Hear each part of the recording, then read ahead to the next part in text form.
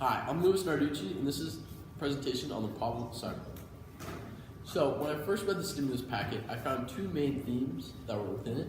The first was the theme of social media, specifically from Article 1 by Edward Kessler. In this specific quote, social media sites have grown exponentially in the last 5 years.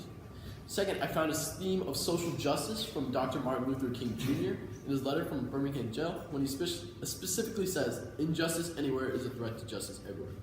Taking these two themes of social media and the theme of social justice, I came and made my research question, how can we stop the negative effects that cyberbullying in American teenagers create?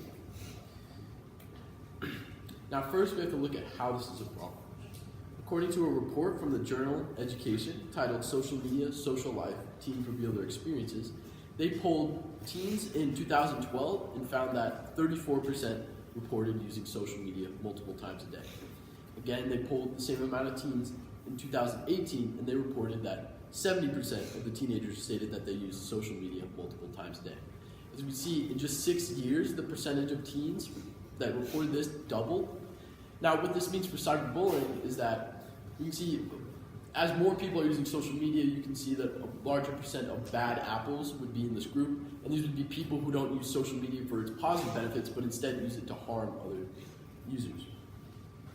Again, from the journal Education, a report titled Social Media and the Movement Ideas, they found that consequently, the ordinary rules of behavior are suspended, especially when people believe they are anonymous and no longer take responsibility of their words. What the authors of this report were saying is that when people believe they are anonymous online, they say things that they would never say face-to-face with other people. In the context of cyberbullying, this would mean that cyberbullies online would be much more ruthless to their victims rather than if they were face-to-face bullying.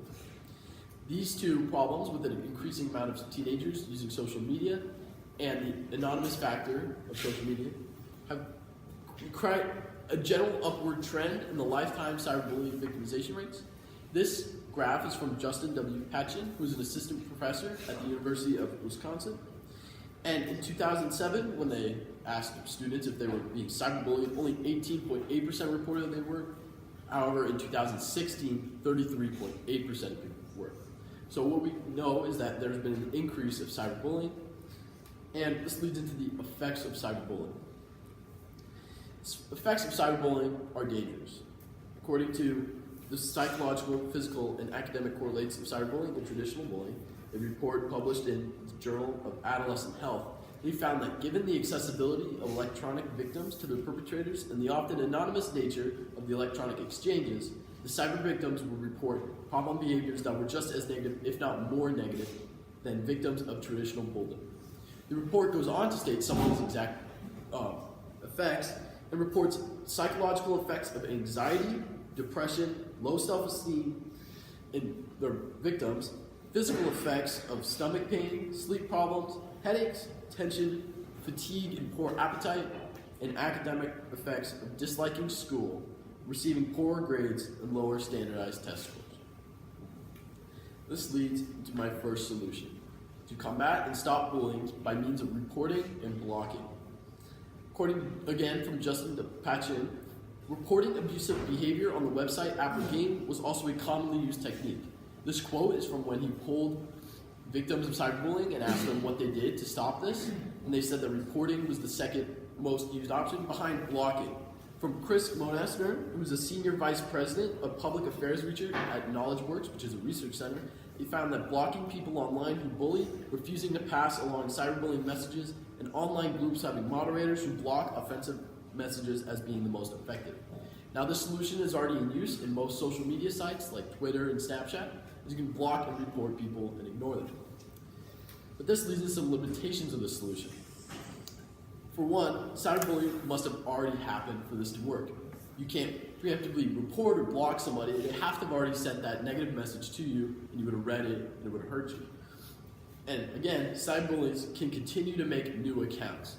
Reporting and blocking only stops the account and not the person. And if the person really wants to hurt somebody and harass them, they would continue to just make new accounts. Some implications of this solution would be an increase in ways of reporting and blocking people from tech companies, and of course, a decrease in cyberbullying. My second solution would be to provide better assistance for victims of cyberbullying. What this means is better means of therapy, specifically online therapy. According to a review of cyberbullying and suggestions for online physical therapy, which was reported in the journal Internet Interventions, psychological therapies have been consistently shown as effective in helping individuals of all ages to deal with distress, and in recent years, internet-based psychological treatments is gaining momentum and showing positive effects for a range of clinical populations. So what the authors of this report are saying is that online therapy has promise, and what this means in cyberbullying is that victims of cyberbullying can go onto these online therapies and they can find help for their problem and come out with better help.